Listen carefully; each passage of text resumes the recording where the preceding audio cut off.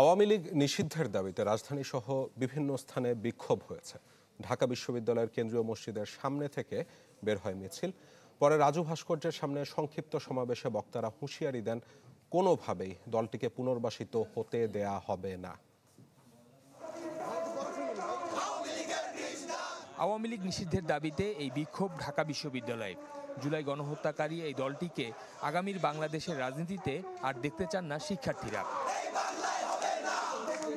ইনকিলাব মঞ্চের ব্যানারে ঢাকা বিশ্ববিদ্যালয়ের কেন্দ্রীয় মসজিদ থেকে বের হয় মিছিল, যা প্রদক্ষিণ করে ক্যাম্পাসের বিভিন্ন এলাকা।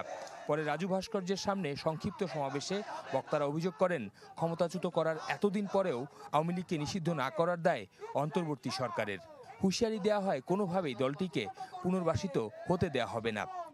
আহতদেরকে বাঁচাতে, শহীদদের পরিবার বাঁচাতে, জুলাই যোদ্ধাদেরকে বাঁচাতে, রক্ত থাকতে আওয়ামী লীগ পুনর্বাসন করতে দিব না। ঢাকা বিশ্ববিদ্যালয়ে একই দাবিতে কর্মসূচি পালন করে নবগঠিত ছাত্র সংগঠন গণতান্ত্রিক ছাত্র সংসদ।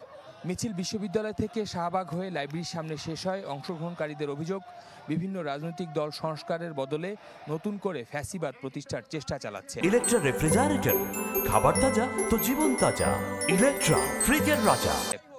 যেখান থেকে আওয়ামী লীগকে ফেরত আনার চেষ্টা করা হোক না কেন, সেইখান থেকে সেই সকল প্রচেষ্টার বিরুদ্ধে আমাদের লড়াই অব্যাহত থাকবে। আওয়ামী লীগ যে নৃশংস গণহত্যা চালিয়ে গেছে বাংলাদেশে, সেই আওয়ামী লীগ আর সেই আওয়ামী লীগ নাম নিয়ে এবং প্রতীক নিয়ে বাংলাদেশের রাজনীতি করতে পারে না।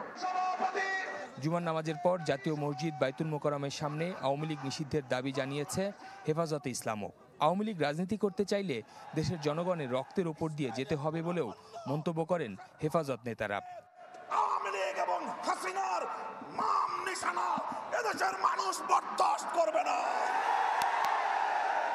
শান্তিপ্রিয় দেশের রাজনীতিতে আগুন ঢালবার জন্য আমি বারণ করব।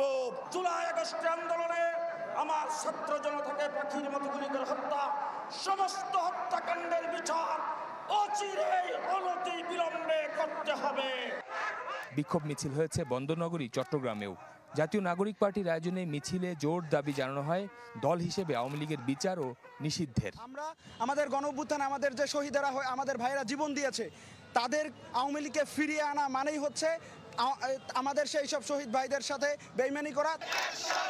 এছাড়া একই দাবিতে রাজশাহী ও কুমিল্লা সহ বিভিন্ন স্থানে বিক্ষোভ করেছে বৈষম্য বিরোধী ছাত্র আন্দোলন সহ বিভিন্ন সংগঠন।